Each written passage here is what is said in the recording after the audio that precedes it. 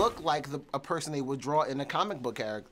You look like that, like, person. I'll take that.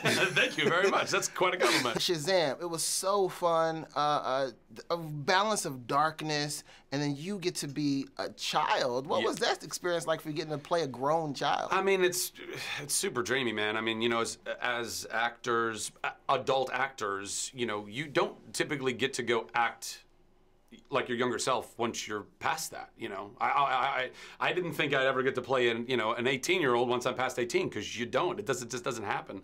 So to get to play 14-year-old me, or 14-year-old Asher, or specifically 14-year-old Billy Batson, I suppose, and tap into all of that youthfulness, and I'm kind of a man-child anyway, so that was an easier leap. You know, working at the forensics of all that kind of stuff, it can get a little, like, you can get granular, like overthinking it. And I was like, no, kids don't overthink things. They have no responsibilities. Just be emotional and go with what your heart is feeling in moments. And so that kind of worked out and was really fun. But it's also, you know, I don't know. I mean, I did my very best to try and emulate Asher and make it as believable as a kid as possible. I hope that played. You did a really good job, and I love the nods to Big. Yeah. Because I'm a huge fan of Big. Oh yeah, me too. And I'm a huge fan of envisioning the future if you go on to have a similar career to what Tom Hanks has done. Oh yeah, sign me. If somebody said right now, like, sign this paper and you'll have those things and you'll get to play these roles that are so, I mean, my versions, or not my versions, but you know, in my, oh, 100%, man. He's done such incredible work, and again, you know, an incredible dude from everything I've ever heard. He's somebody who leads by example and has continued to be a great husband and father, and you know, and also a producer and writer director, all that stuff. I mean, he's really done it all. He's one to look at, I think, as a great example. Crazy part about watching this movie, when you're learning to fly, I believe I can fly. I automatically think of R. Kelly. Did you have that same thing? Because it's such an iconic song, I Believe I Could Fly. Oh yeah, 100%. Yeah, I mean, there's probably even an outtake somewhere of me, you know, jokingly saying the line in that tone.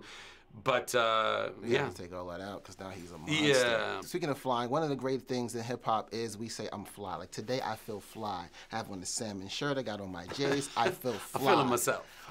What's the flyest you've ever been? You're looking at it, brother.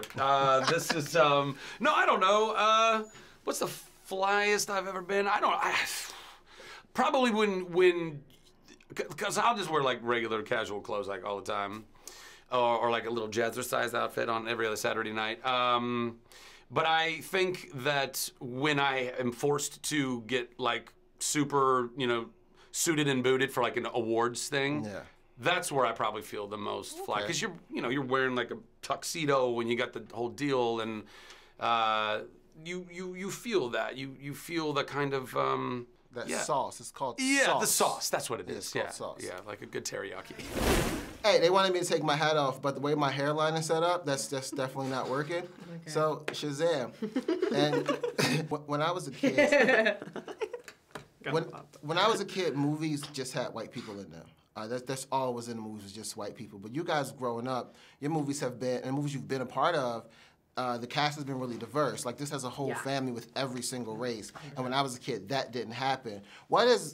Did you guys realize the change? Like, when you go back and watch old movies, do you guys realize, like, hey, there's only a certain people in it? Yeah, it's not cool. But this movie, I think, it incorporates so much ethnicity, because, you know, there's a whole foster family, and we embrace them and we love them, and it's super great. And when I was working on the movie, I was like, wow, this is really stepping outside the box, and we're making a statement, and this is really beautiful.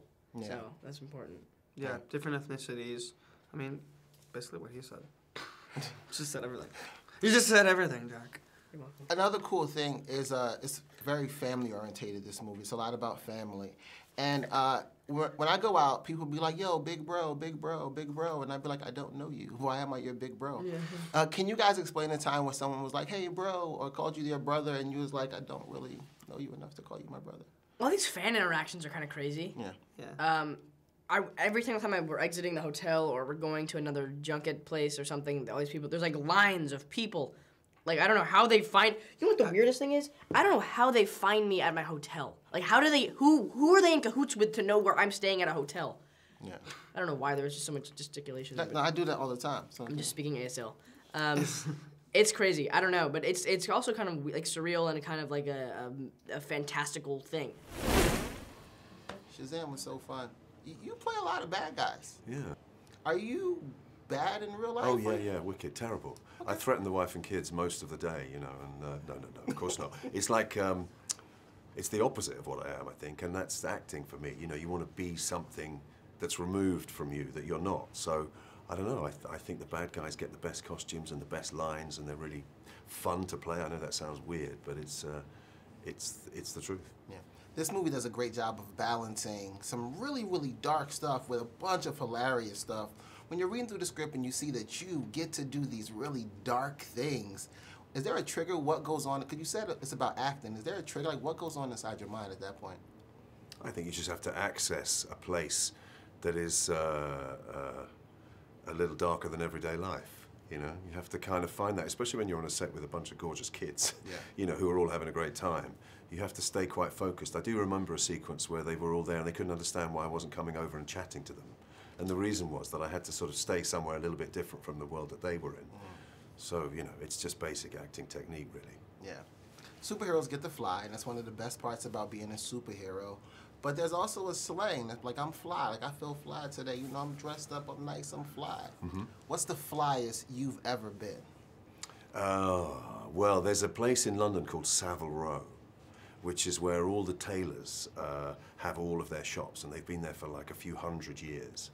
And there's a store there called Huntsman, which is what the Kingsman movies are based on. And they once made me a bespoke 3-piece suit that I still have. Now that thing lasts for years and you can travel with it, and it's the sharpest, flyest thing that I own in my wardrobe. Nice. So probably wearing that. Nice.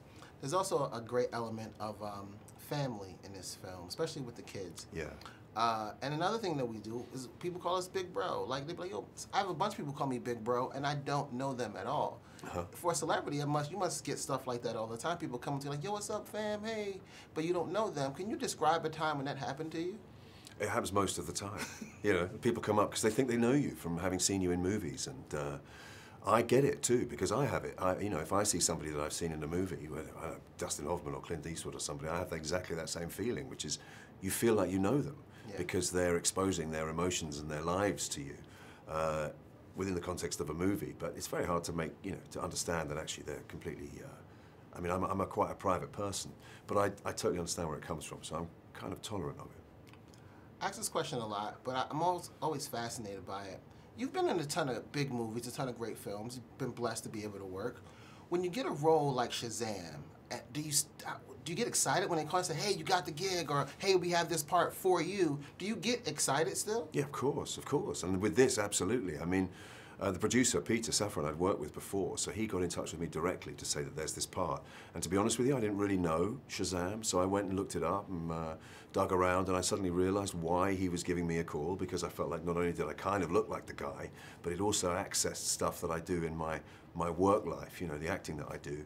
And I just thought it was a perfect fit. And when he then told me that it was all going to be about flying and firing electricity out of my hands, and he was going to be a real badass, I just thought, yeah, I can do that. God, Xilla! Yeah. Xilla, bitch!